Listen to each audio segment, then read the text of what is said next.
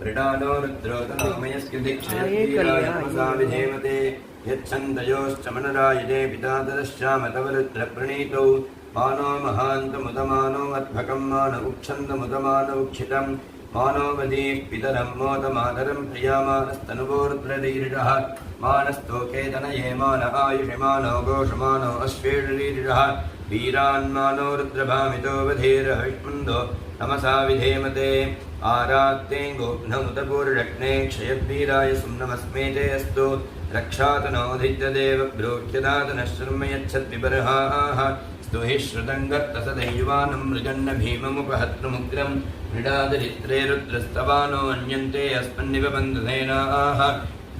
परिणो रुद्रस्य हेतुर्णक्तपरिद्वेषस्तनुमतिर्घायोः अवस्थिरामगवद्भ्यस्तनश्वमेढ्भस्तोकायतनजाय मृडय मेढुट्टमशिवतमशिवो नः सुमना भव